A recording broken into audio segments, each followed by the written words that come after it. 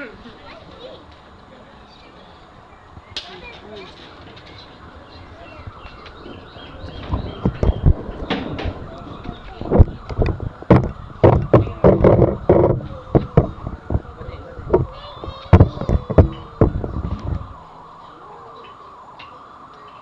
all like fish?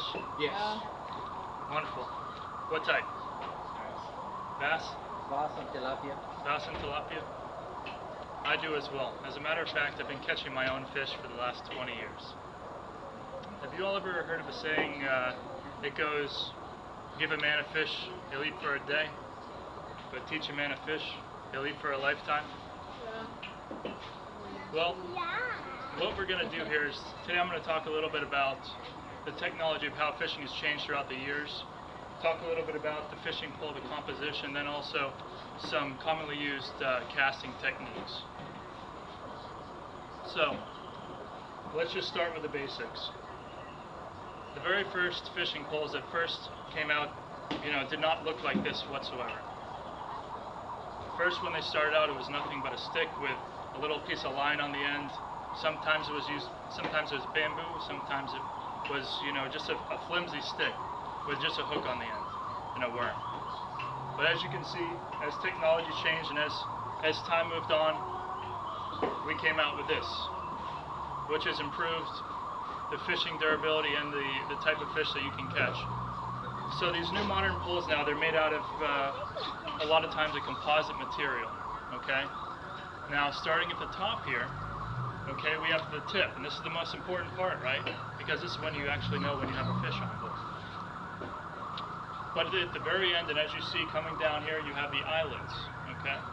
What these eyelets do is it keeps this very thin line from getting tangled up, because if any of you have fished before, you know that as soon as you let it go, it'll get all tangled up on you, and it doesn't matter if you have a fish or not. You're stuck. You gotta sit there for hours and untangle it. So this was a great invention, okay? The other thing, the line. Okay, the line has gone from something that used to be just braided twine or whatever you could find to something that now, can hold 50 pounds, and be very, very thin and very light. And the main thing is with this, it's very clear, so a lot of the fish, they've gotten smart over the years. But a lot of the fish, they don't see that. Now what you have here is the bail. This is what keeps everything from getting all tangled up on your pole. Now the nice thing about this is it has your hinge here. It's going to keep this line from getting all twisted up on your spool. You have a dual handle, okay, in case you're left-handed or right-handed. Allows you to switch off, maybe if one of your buddies want to use it as well. And most importantly, you have the handle end. This is where you actually have to hold on to it, and it's comfortable, because for many hours of fishing, your hands will get very chapped and very used. But the main thing is that the technology over the years has been able to create a larger and better production of fish. Okay? Now there's several different types of casts, just like there's no one tool to do any job. Okay? So the first cast, okay, is, I'm not going to cast and kill anybody here, but is a side cast, okay? Now the side cast a lot of times you use with a lure similar to this one here, okay? It's a topwater lure. What that's most effective for is that's most effective for, your Jack Crevalle, a lot of the more aggressive fish that are going to come after your lure. Your Spanish mackerel, for instance. Spanish mackerel love them. Sometimes even your snapper, depending on how territorial they are, if they're in mating season, what have you. Okay? That's a great one, but when you cast out, the main thing is it's called a jerk bait, because you're constantly, as you're reeling in, you're jerking the bait along, so it actually makes it look like it's a fish swimming right along the top. Now your second casting measure, what that is that's actually, it's my favorite actually, because I love grouper, okay? And it's for the bottom fishing, okay? Now you can use this pole, or they also have another pole, okay, as well, that you can use for bottom fishing, but the main thing is when you rig it up, okay, you're going to take a very small pyramid weight, looks like just like a little pyramid of lead, okay, and you put it up about a foot up the line, and that way when it sinks to the bottom, there's a little bit where the fish will swim around, and then the grouper will sense the fish and come out and grab it. And hopefully if you're quick enough, you can get them up, because otherwise they go into their little hole and open up their gills, and then you can never get them out. Where's this soda? But it's a great pull. But the thing is though, is with the grouper, you know, another thing, when you actually have it on the bottom, okay, you're going to set the drag so that, and not touch the line at all, because they can sense any vibration. And if they sense the vibration, you're not going to get a fish. They're going to swim right by it. You have another, it's called trolling. Okay, now trolling, you obviously need a little bigger piece of equipment there. You need a boat. But similar to just dropping it down to the bottom, when you're trolling, you have to set your drag and you just pull it about 75 yards behind your boat. 75 to 100 yards, and it just bounces along in the prop washer maybe. Depending on how big the bill is, you go a little deeper for bigger fish. And then your last is really, it's the overhead cast, okay, and that's one that a lot of us are used to, you know, maybe from kids fishing in the pond or what have you. So that one is, you know, just overhead like that.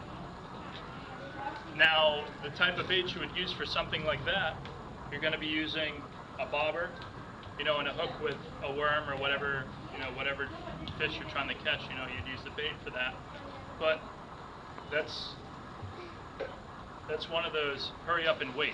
So you get everything baited, you sit it out there, and you could go an hour, 2 hours without anything biting. You know, so if you like a little bit more high paced, you know, the first method, the jerk bait is, you know, is fun, and then also the grouper as well.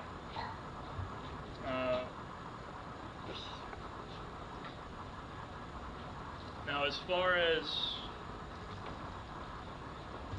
the overhead cast, you know, that's, as I said earlier, my grandfather, you know, got me into fishing, I got into fishing, and I've been fishing for 20 years. And my grandfather was the one that first got me into fishing.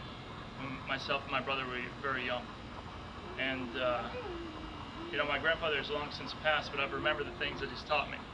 You know, as many of, you know, us learn things from our grandparents and parents, they pass them down, whether it's fishing or whether it's not fishing. But one of the main things that I remember that he always taught me, because I looked up, and when we arrived at the pond that we were going to fish at, I looked up at the tree and I said, "Grandpa, why are all those worms hanging from the tree?" And he said, "Because those little boys didn't listen to their grandpa." So he taught me the one thing, so that your wormy does not hang from that tree, is that when you go and cast, you want to make sure you never let go of the line until the rod tip is over your shoulder. If it's over here, it's going to go backwards, or it's going to grab your buddy behind you. And you probably won't be too happy about it either. But in conclusion, okay, we went over the technology, how the technology has changed with fishing, okay, with the poles and some of those techniques. We went over the composition of the fishing pole, the modern fishing pole as it is. We also went over different casting techniques for your different fish, your forecasting techniques, okay? And the main thing is to remember that, to have fun with it, okay? And to think, technology has changed with many, many things, okay? And it has, you know, the fishing pole has evolved over the years to something that is of great technology. But the techniques and a lot of the concepts have remained the same. Okay, so the next time that you go down and you're, you know, sitting down for a meal of fish and you have a fish on the plate, you know, sit down and ask yourself, you know, how did this fish get here? Thank you, guys. I appreciate your time and your participation. Thank you. And you're a lucky guy to get all this crowd. I know I am. Thank you so much, guys. I appreciate it. Kara Deveni komi tell me